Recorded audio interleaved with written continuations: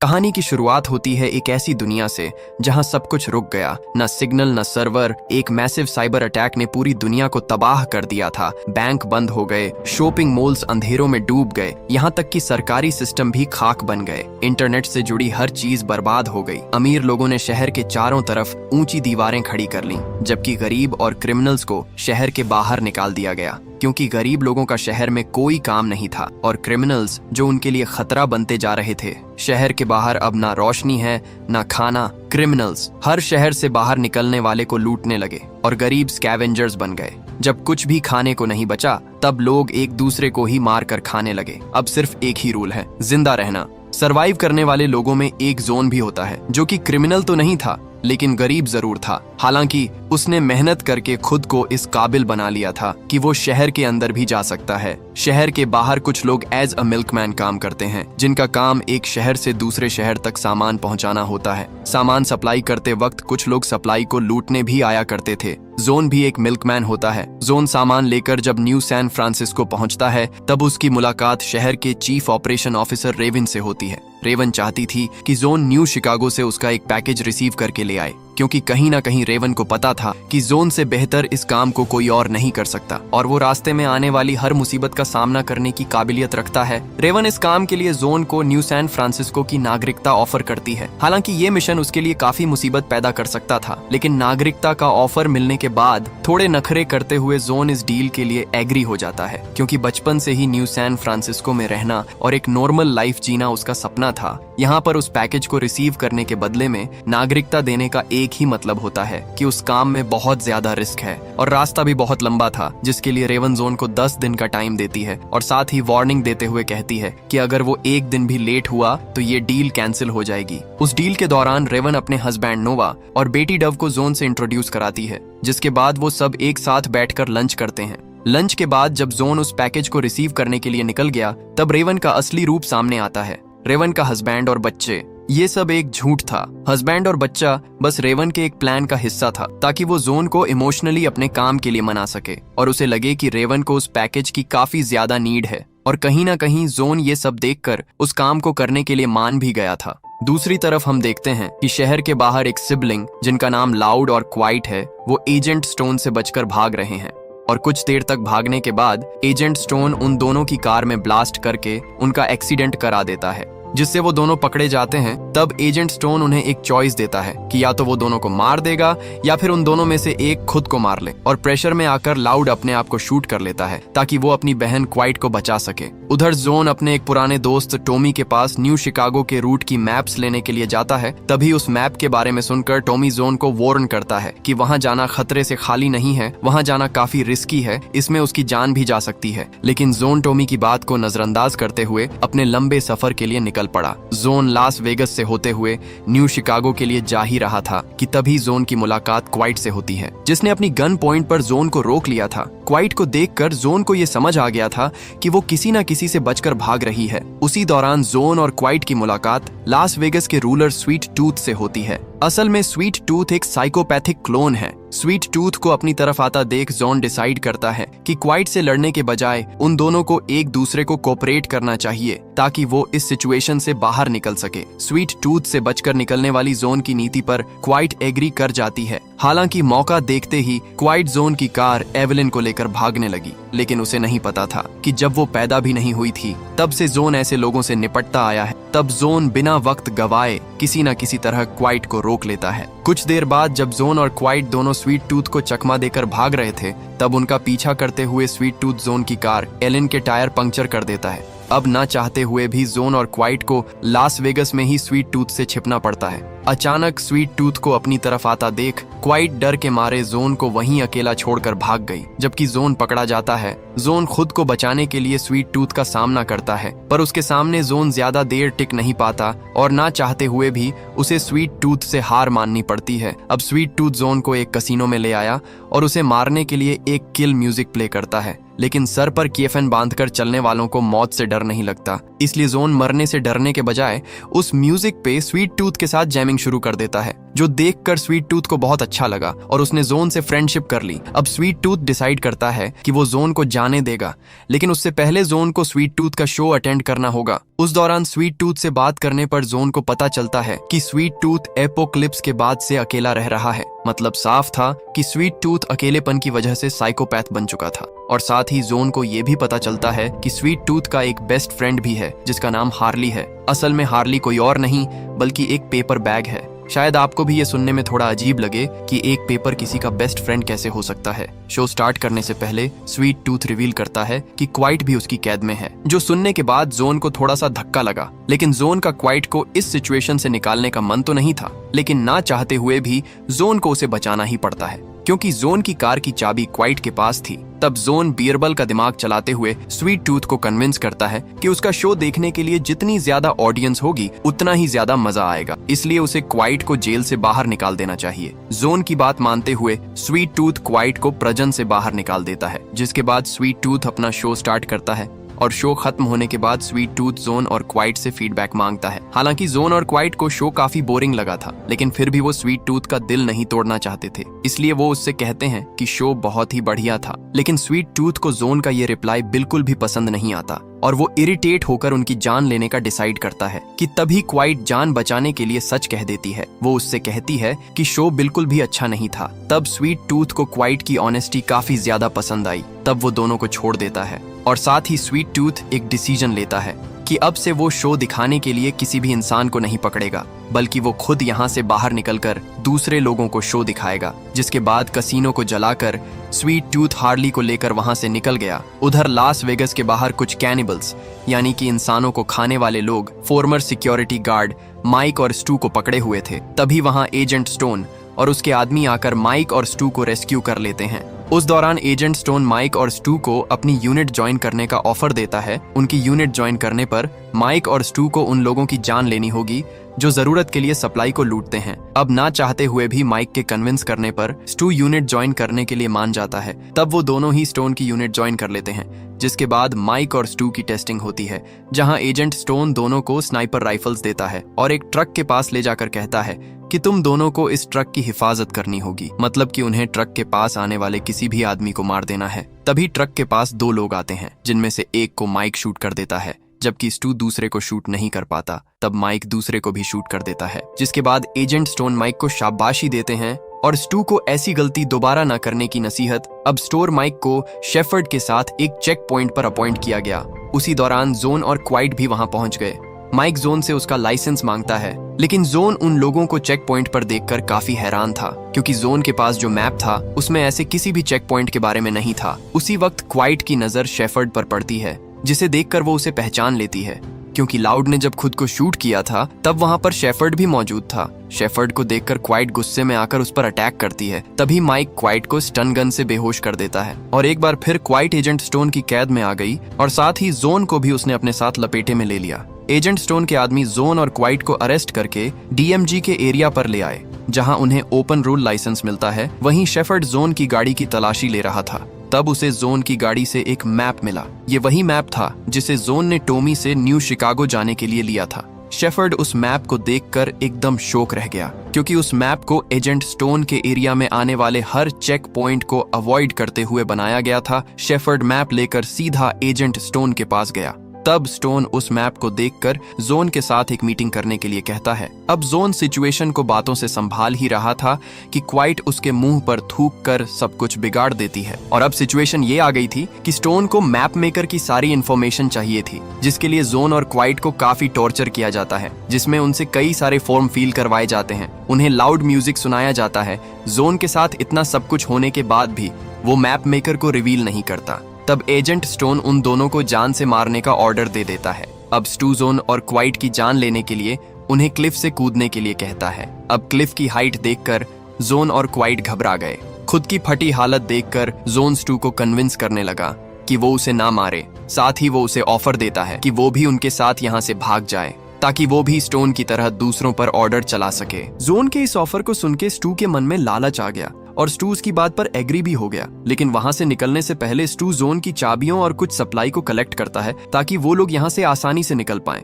इसी बीच क्वाइट को पता चलता है कि एजेंट स्टोन टोपेका जा रहा है और मौके का फायदा उठाकर क्वाइट सीधा स्टोन के रूम में उसे मारने के लिए चली जाती है। लेकिन उस वक्त स्टोन अपने ऑफिस में नहीं था और उसकी सीट पर शेफर्ड बैठा था। तब क्वाइट उससे स्टोन के बारे में पूछने लगती है, लेकिन जब वो स्टोन के बारे में नहीं बताता तब वो गुस्से में आकर शेफर्ड को मार देती है। और इधर स्टोन के आदमियों को पता चल गया था कि जोन और क्वाइट वहां से भाग गए हैं। जोन और क्वाइट को भगाने के चक्कर में स्टू वहीं रह गया, क्योंकि वो जोन की गाड़ी को धक्का दे रहा था। स्टू का दोस्त उसको जोन की हेल्प करते हुए देख लेता है और उसकी इस गलती पर स्टू को अरेस्ट कर लिया गया। उधर स्टोन के आदमी उसे बचकर जोन और क्वाइट भाग रहे थे। उस दौरान क्वाइट जोन से कहती है कि वो उसे टोपेका तक छोड़ दे। तब हमें 2002 का फ्लैशबैक दिखाया जाता है। उस वक्त सारी चीजें खराब होने लगी थीं।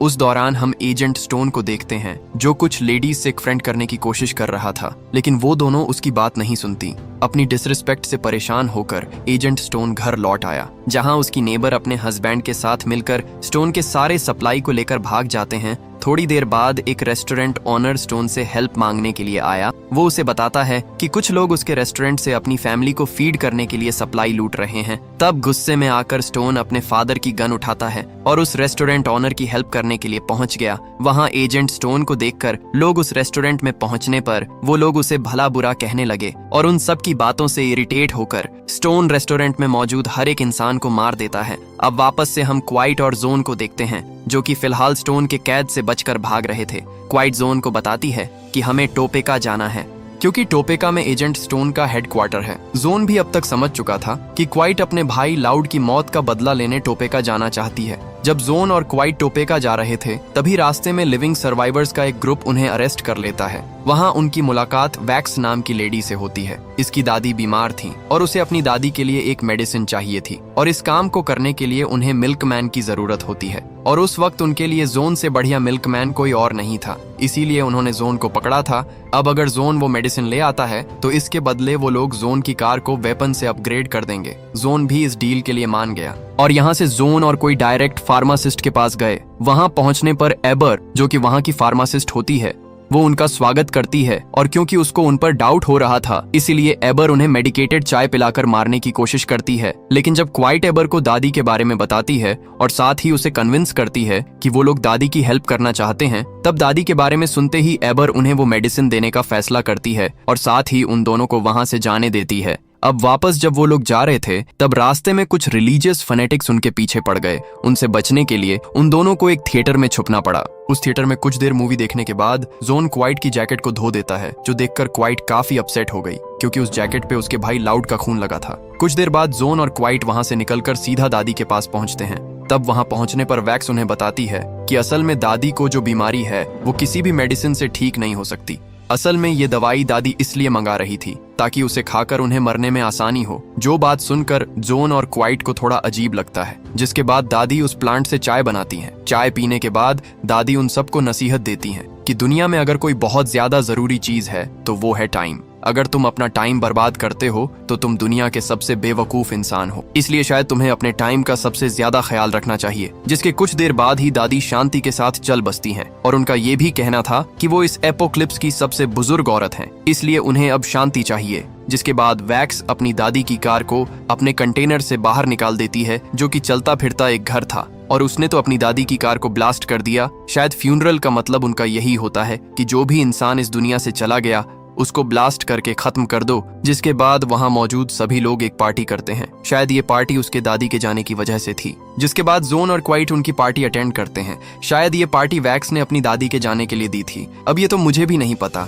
कि वो किसी के जाने पर इतना जश्न क्यों मनाते हैं। और उनकी पार्टी अटेंड करने के बाद जोन और क्वाइट वहां से अपने रास्ते पर वापस से चल पड़े। काफी देर तक चलने के बाद जोन और क्वाइट टोपेका पहुंच जाते हैं, और अब क्वाइट एजेंट स्टोन को खुद मारना चाहती थी, इसलिए वो जोन से कहती है कि तुम अब शिकागो के लिए लौट जाओ, पर जोन उसकी बात नहीं मानता। और तब वो दोनों एक दूसरे से अलग होने से पहले एक विक्ट्री बियर चीयर्स करते हैं। उस दौरान क्वाइट जोन को बेहोश करके एजेंट स्टोन को मारने के लिए अकेले ही हेडक्वार्टर की तरफ निकल पड़ती है। उधर एजेंट स्टोन ने क्वाइट को ढूंढने के लिए अपने आदमियों को चेक पॉइंट पर अपॉइंट कर दिया था। इधर क्वाइट एक पुलिस ऑफिसर को मारकर उनकी पेट्रोल गाड़ी लेकर खुद ही एजेंट बनकर आगे बढ़ने लगती है, और खुद को एजेंट स्टोन का आदमी बताते हुए सक्सेसफुली हेडक्वार्टर में एंटर कर गई। लेकिन उस वक्त वहां मौजूद काफी सारे एजेंट्स को देखकर क्वाइट सोचती है कि वो क्यों ही यहाँ आ गई। अगर वो पकड़ी गई तो ये लोग पता नहीं उसके साथ क्या क्या करेंगे। तभी अचानक से क्वाइट को हेलुसिनेशन होने लगते हैं। उसे लगता है कि लाउड उसके कान में विस्पर करते हुए कह रहा है कि उसे यहाँ नहीं आना चाहिए था। उसी वक्त क्वाइट की नजर एक स्टैचू पर पड़ती है जो कि टोपेका के सेंटर में मौजूद था, और वो स्टैचू किसी और का नहीं बल्कि एजेंट स्टोन का था। उस स्टैचू को देखकर क्वाइट को यकीन नहीं हो रहा था कि ये लोग एजेंट स्टोन को भगवान की तरह मानते हैं जो रूल एंड ऑर्डर पास करता है इस लोलेस्ट कंट्री में। तभी अचानक एक एजेंट क्वाइट को पहचान जाती है। तब क्वाइट उसे अपनी गाड़ी से धक्का देकर वहां से भागने लगी। लाउड अभी भी क्वाइट को समझा रहा था कि उसे ये स्टूपिड आइडिया छोड़ देना चाहिए और शायद तुम्हें कहीं ना कहीं टोपेकर ही नहीं आना चाहिए था। अब क्वाइट की गाड़ी को बहुत से एजेंट चेस करने लगे थे। उसी वक्त क्वाइट डिसाइड करती है कि यहाँ से भाग जाने में ही उसकी भलाई है, लेकिन तब तक उसकी गाड़ी को बहुत से एजेंट घेर चुके थे। अब क्वाइट के पास कोई और चॉइस नहीं बचती और अब उसका सामना होता है एजेंट स्टोन से, जहाँ वो दोनों एक दूसरे को खत्म करने के लिए एक दूसरे के सामने आ गए थे। लेकिन कहते हैं ना कि मोहल्ले में गली का कुत्ता भी शेर होता है, इसलिए स्टोन अपने साथियों के साथ मिलकर क्वाइट को लगभग मारने ही वाला होता है कि तभी वहाँ जोन पहुंचकर अपनी कार के रॉकेट से स्टोन की कार को उड़ा देता है। और फिलहाल क्वाइट स्टोन के हमले में बुरी तरह घायल हो गई थी, इसलिए जोन उसे किसी तरह टोपेका से बचाकर बाहर ले जाने लगा। और क्योंकि जोन के लिए क्वाइट ज्यादा जरूरी थी, इसलिए वो ये भी नहीं देखता कि स्टोन जिंदा है या नहीं। इधर डैम के फ्रंट गेट पर एक विजिटर की एंट्री होती है और वो कोई और नहीं बल्कि स्वीट टूथ होता है। एक्चुअली स्वीट टूथ एक रोड ट्रिप पर अपने शो के लिए ऑडियंस ढूंढने निकला था। जब एक एजेंट ने स्वीट टूथ से ORL मांगा, यानी कि ओपन रोड लाइसेंस, तब उसने उसके मुंह में एक ग्रेनेड रखकर एक्सेप्ट कर दिया। अब स्वीट टूथ वहां पहुंचता है जहां एजेंट स्टोन के लोगों ने कुछ लोगों को बंदी बनाकर रखा था। जोन और क्वाइट को भगाने के जुल्म में स्टू को भी वहीं पर कैद करके रखा था। वहां मौजूद एक एजेंट सारे कैदियों से कहता है कि तुम हाथ जोड़कर मुझसे अपनी जिंदगी की भीख मांगो। इतने में ही स्वीट टूथ वहां पहुंचकर उस एजेंट को मार देता है, जिसके बाद वो सभी कैदी अब आजाद हो चुके थे। उन सब कैदियों के बीच माइक स्वीट टूथ से छुप रहा था। वैसे तो ये बात स्टू को पता होती है, लेकिन फिर भी वो स्वीट टूथ को नहीं बताता और माइक को वहां से जाने देता है, जबकि स्टू को इस सिचुएशन में डालने वाला और उसे कैदी बनाने वाला माइक ही था। स्वीट टूथ को स्टू की लॉयल्टी अच्छी लगती है और वो उसे इसके लिए अप्रिशिएट भी करता है। अब स्वीट टूथ स्टू से इम्प्रेस होकर उसे अपने साथ अब्रॉड ट्रैवल करने के लिए ऑफर करता है। अब क्योंकि स्टू के पास कोई दूसरा ऑप्शन नहीं था, इसलिए वो भी मान जाता है। तब वो आइसक्रीम ट्रक के बैक सीट पर बैठ गया। तभी स्टू को आइडिया आया कि क्यों ना सारे आउटपोस्ट के मैप को ले लिया जाए। साथ ही स्टू स्वीट टूथ को बताता है कि ऐसे बहुत से आउटपोस्ट मौजूद हैं और वहाँ भी कई सारे कैदी मौजूद हैं। अगर सारे आउटपोस्ट के कैदियों को फ्री कर दिया जाए तो स्वीट टूथ के शो के लिए बहुत से ऑडियंस हो जाएंगे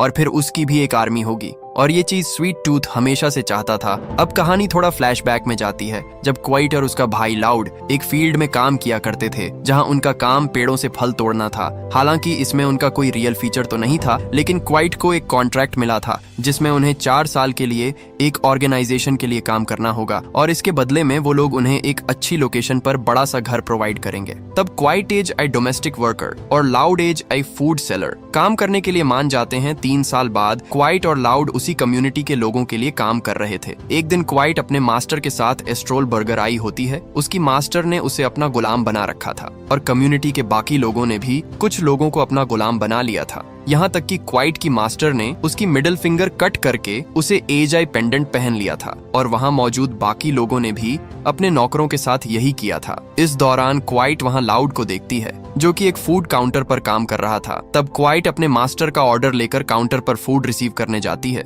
जहाँ लाउड क्वाइट की कटी हुई उंगली को देख लेता है। लाउड क्वाइट से मिलकर बहुत खुश होता है और क्योंकि अपने मास्टर के वहाँ होने की वजह से वो उससे ठीक से बात नहीं कर पाती। कुछ देर बाद जब क्वाइट की मास्टर खाना खा रही थी, तब वो वॉशरूम का बहाना करके लाउड से मिलने जाती है। दोनों जब एक दूसरे से मिलते हैं तब लाउड उसे यहाँ से भागने के लिए मोटिवेट करने लगता है, लेकिन इतने में ही वहाँ रेस्टोरेंट का मैनेजर आ गया, वो जो उन दोनों को देखकर काफी भड़क गया और क्वाइट को वहाँ से भगाने लगा। तब लाउड गुस्से में आकर उसके मुंह पर थूक देता है कि तभी रेस्टोरेंट के बाहर एक गुलाम लड़की ने बगावत शुरू कर दी। तब मैनेजर उससे कहता है कि तुम्हें इसकी बहुत बड़ी कीमत चुकानी पड़ेगी, और इतना कहते हुए वो रेस्टोरेंट के अंदर चला गया। वो गुलाम लड़की रेस्टोरेंट के बाहर चिल्लाकर कह रही थी कि उसे यहाँ काम करते हुए 4 साल से ज्यादा हो गए हैं, लेकिन उसे ना ही घर मिला और ना ही आजादी। ये कॉन्ट्रैक्ट उनके लिए एक झूठ है। तभी उस लड़की को लॉ इन्फोर्समेंट वाले शूट कर देते हैं, जिससे वो वहीं पर मारी जाती है। उसी रात को मैनेजर एज पनिशमेंट लाउड के कान काट कर उसे लॉ इन्फोर्समेंट के हवाले कर देता है कि तभी वहां क्वाइट पहुंचकर दोनों लॉ इन्फोर्समेंट ऑफिसर्स को मार देती है और साथ ही वो मैनेजर को भी मार देती है। जिसके बाद वो लाउड से कहती है कि अब वो और गुलामी की जिंदगी नहीं जिएंगे, और वो दोनों उन ऑफिसर्स की कार लेकर वहां से भाग जाते हैं। फिलहाल वापस से हम प्रेजेंट में देखते हैं कि क्वाइट बेहोश थी।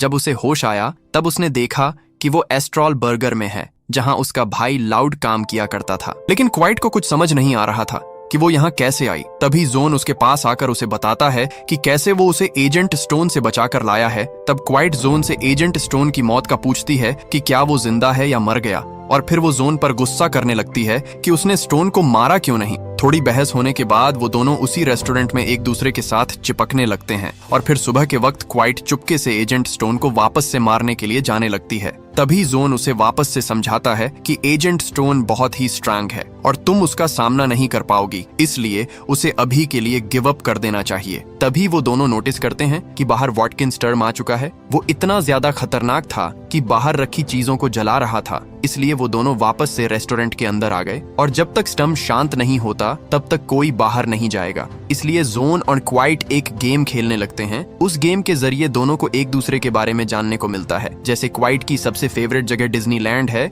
और जोन की पसंदीदा जगह तो एक कंटेनर स्टोर है। क्वाइट बताती है कि उसने कभी स्नो नहीं देखी और जोन को ये नहीं पता होता कि पिज्जा क्या होता है। साथ ही जोन को ओशियन में जाने से भी डर लगता है, और बातें करते करते वो दोनों फिर से चिपकने लगे। इसके बाद जोन क्वाइट को अपने साथ सैन फ्रांसिस्को चलने के लिए कहता है, जिस पर क्वाइट कहती है कि जोन को पहले अपनी डील पूरी करनी चाहिए और उसे एक नई शुरुआत करनी चाहिए। लेकिन क्वाइट अभी भी स्टोन को मारना चाहती थी, इसलिए जोन उससे कहता है कि वो अपने भाई की मौत का बर्डन लेकर कब तक चलेगी। अगर आज वो एजेंट स्टोन को मार भी देती है तो कल फिर एक नया एजेंट स्टोन आएगा। उन दोनों के बीच काफी आर्ग्यूमेंट्स होते हैं, और फिर कुछ देर बाद क्वाइट रोती हुई जोन की बाहों में सो जाती है। अब अगली सुबह रेस्टोरेंट में जोन खुद को अकेला देखकर सोचता है कि शायद क्वाइट उसे छोड़कर जा चुकी है।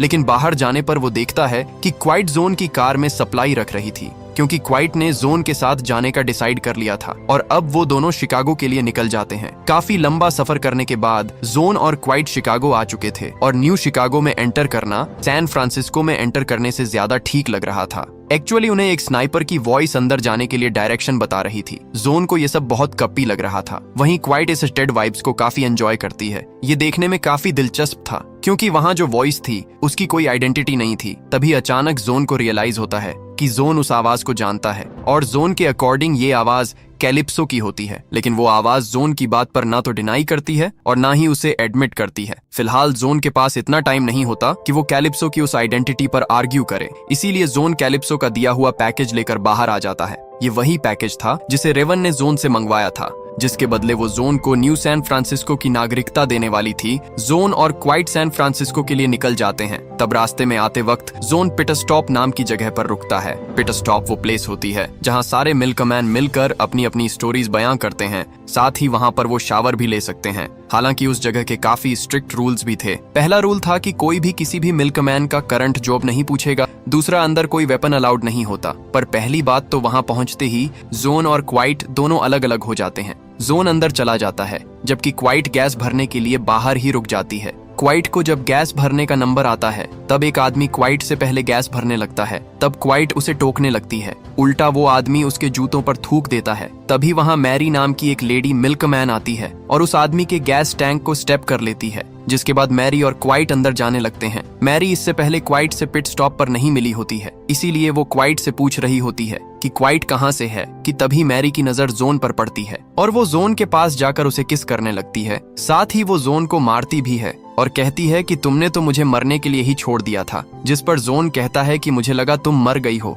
असल में मैरी जोन की एक्स गर्लफ्रेंड थी। जिसके बाद वो तीनों ड्रिंक करते हुए बातें करने लगते हैं। थोड़ी देर बाद जोन क्वाइट से कहता है कि हम विचर के नेस्ट में आ गए हैं, जहां लोग बातों बातों में हमसे सारे सच निकलवा लेंगे, इसलिए हमें जल्दी ही यहाँ से निकलना होगा। इसी बीच क्वाइट की मुलाकात वहाँ के बार ट्रेंडर से होती है, जिसका निक नेम मिस्टर स्लेम होता है। स्लेम क्वाइट को बताता है कि मैरी का नाम ब्लडी मैरी है। वो और भी कुछ लोगों के निक नेम क्वाइट को बताने लगता है, जैसे pizza boy, petunia, pit viper. फिर स्लैम मैरी को बताता है कि अपने सफर से थके लोग यहाँ आकर शावर भी लेते हैं, जो सुनने के बाद क्वाइट भी शावर लेने चली गई। शावर लेकर जब क्वाइट आती है तब वो मैरी को उसका वेट करते हुए देखती है। उस दौरान मैरी क्वाइट को जोन के खिलाफ भड़काने लगी, क्योंकि मैरी क्वाइट से जेलस फील कर रही थी और साथ ही कहती है कि जोन के लिए उसकी कार एब्लिन तुमसे ज्यादा इंपॉर्टेंट है। जोन क्वाइट को कभी उसकी कार ड्राइव करने नहीं देगा। उसी रात पेटी स्टॉप के बाहर मैरी और जोन बातें कर रहे थे, जहां मैरी जोन से उसके जॉब के बारे में पूछ रही थी। शुरुआत में तो जोन उसे कुछ भी नहीं बताता, लेकिन आखिर में वो उसे हिंट दे देता है, जिससे मेरी समझ जाती है कि जोन को न्यू सैन फ्रांसिस्को की नागरिकता मिलने वाली है। वहीं पिट स्टॉप में मिस्टर स्लेम अपना शो प्रेजेंट कर रहे थे। क्वाइट और जोन शो को काफी एंजॉय करते हैं कि तभी क्वाइट नोटिस करती है कि मैरी वहां प्रेजेंट सभी लोगों के कान में जाकर कुछ ना कुछ कह रही थी। क्वाइट समझ जाती है कि क्या होने वाला है, वो जोन को अलर्ट कर देती है। तभी अचानक सब लोग क्वाइट और जोन के नजदीक आकर उससे नागरिकता के बारे में पूछने लगे, क्योंकि सैन फ्रांसिस्को में रहना उन सबके लिए एक सपने जैसा था और सबको वहां की नागरिकता भी चाहिए थी। इसलिए जोन स्मार्टली सिचुएशन को हैंडल करते हुए उन सब की एक दूसरे से लड़ाई करवा देता है, क्योंकि नागरिकता तो सिर्फ एक इंसान के लिए अवेलेबल थी। उधर क्वाइट भी मैरी से फाइट करने लगती है और क्वाइट मैरी को बिना मारे बस ये एडवाइस करके छोड़ देती है कि उसे रिवेंज के बदले मूव ऑन कर लेना चाहिए। लेकिन मैरी पलटकर क्वाइट पर हमला करने ही वाली होती है कि जोन के कहने पर क्वाइट अलर्ट हो जाती है और उल्टा क्वाइट ही मैरी को स्टेप कर देती है, जिसके बाद क्वाइट और जोन वापस से सैन फ्रांसिस्को के लिए निकल गए। और इस बार जोन के कहने पर ड्राइविंग क्वाइट कर रही होती है, लेकिन अनफॉर्चुनेटली बार में एक मिल्कमैन जिंदा रह गई और वो स्टोन को इन्फॉर्म कर देती है कि क्वाइट और जोन सैन फ्रांसिस्को के लिए निकल गए हैं। उधर स्वीट टूथ, स्टू और बाकी कैदी एक एसाइलम में जाते हैं, जहां पहुंचने पर स्वीट टूथ स्टू को अपने ओल्ड सेल में ले गया और वो अपने पास्ट के बारे में उसे बताने लगता है, जहां स्टू को पता चलता है कि स्वीट टूथ एक चाइल्ड एक्टर था और उसके पास एक डॉग भी था। लेकिन स्वीट टूथ के शो का पॉइंट ऑफ अट्रैक्शन सिर्फ वो डॉग ही होता है, जिससे इरिटेट होकर स्वीट टूथ उस डॉग को ऑन स्क्रीन मार देता है, जिस वजह से स्वीट टूथ को असाइलम भेज दिया गया था। और कोलैप्स होने के बाद स्वीट टूथ असाइलम से फ्री होकर वापस अपने सोसाइटी में आ गया, जहां वापस आने पर उसने अपनी मदर और स्टेप फादर को असाइलम में कैद कर दिया था, क्योंकि वो लोग स्वीट कैट से कभी सेल में मिलने नहीं आए थे।